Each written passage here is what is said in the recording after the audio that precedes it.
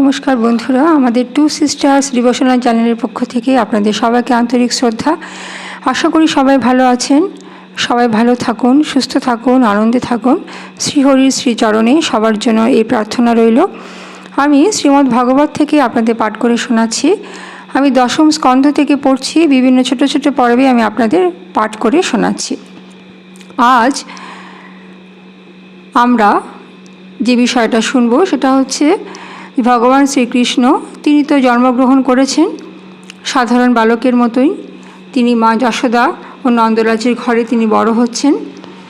আজ অতি গোপনে মহর্ষি গর্গাচার্য বালক শ্রীকৃষ্ণ ও বলরামের নামকরণ যে করলেন, সে ঘটনাটি আমরা জানব। কেনই বা এত গোপনীয়তা, সে সম্পর্কে আমরা আজকে এই পর্বে শুনব। শ্রী সুখদেব বললেন, হে রাজন, একদা বসুদেব যদুকুলের পুরোহিত মহাতপা গর্গাচার্যকে নন্দব্রজে পাঠিয়ে দিলেন।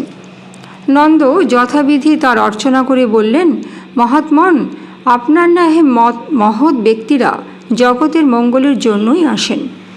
আপনি ব্রহ্মবিদ, জ্যোতিষ শাস্ত্রের প্রণেতা।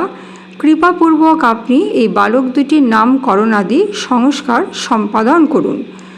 ব্রাহ্মণগণ জন্মাবধি সকল মানবের গুরু। গর্গাচার্য বললেন, আমি যদুকুলের আচার্য, তা সর্বত্র প্রচারিত। আমার দ্বারা ইহাদের সংস্কার হয়েছে জানলে দুরাচার কংস ইহাদিগকে বসুদেব দেবকীর পুত্র মনে করে তৎক্ষণাৎ বধ করবে।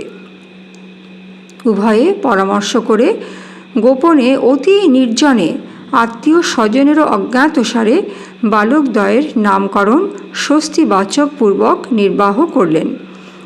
গর্গাচার্য বললেন, রোহিণী নন্দন নিজ সদ্গুণে সমস্ত সুহৃদগণের প্রীতি বিধান করবে, সেজন্যই সে রাম নামে খ্যাত হবে। বালক অত্যন্ত বলশালী বলে সকল ইহাকে বল নামে অভিহিত করবে।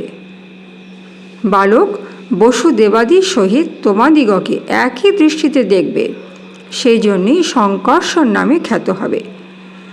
যশোদানন্দ তোমার পুত্র প্রতি যুগে শরীর ধারণ করেন। ইহার বর্ণ পূর্ব 3 যুগে শুক্ল, রক্ত ও পীত রক্তে ও পীত রূপে অবতীর্ণ হয়ে এবার কৃষ্ণ রূপে অবতীর্ণ হয়েছেন।